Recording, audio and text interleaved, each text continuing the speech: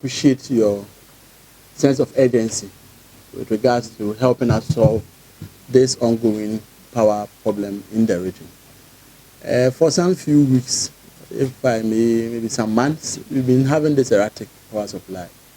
Others have blamed it on sabotage, others have blamed it on a lot of reasons.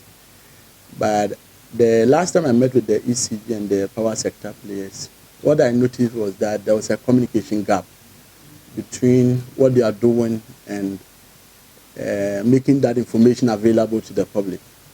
In times where there is even planned maintenance, you hardly get to hear of it. And the only thing you realize is that your power is taken without recourse to anything. So I met them and I encouraged them that as much as possible, communication is part of the work. So if there is a challenge, let us know so that we can help you to be able to resolve it. Formally, they've not been complaining about any problems. And I'm thankful that you are letting us know that even as far back as December, they were shedding over 750 megawatts of power.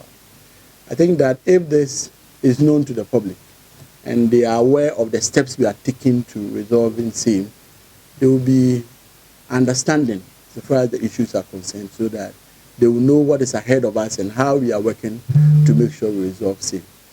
Yesterday was epic because it was almost all over the districts and municipalities.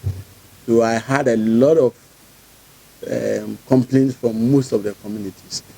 In some instances, it goes off a minute and after 5 minutes or 3 minutes, it comes back on.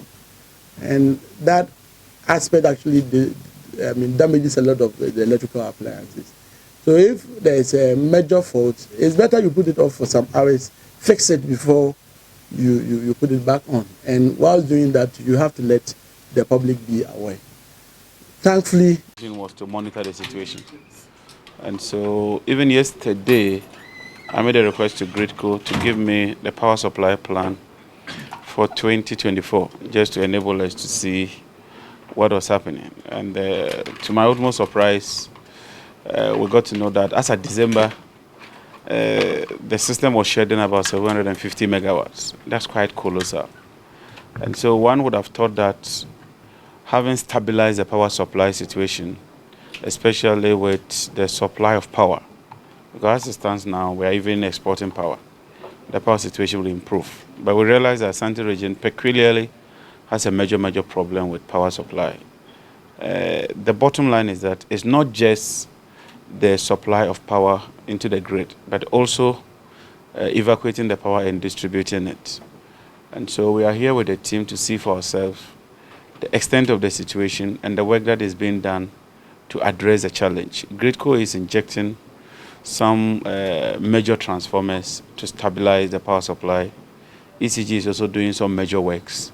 And then we expect that the power supply situation in Kumasi and its environs and Ashanti region in general should see significant improvement. But as sector minister, I thought it's only proper that I come here myself to inspect for myself and to see for myself the extent of work, what is being done, and what we can do to improve the situation in the Ashanti region.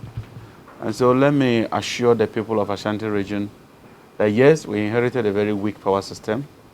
We inherited a power system that was shedding about 750 megawatts as of December, but we are determined to ensure that we stabilize the power supply and in particular supply power to Ashanti region, Kumasi, and stabilize the power situation. We are also injecting some major supply points in terms of power generation here in Kumasi. There are many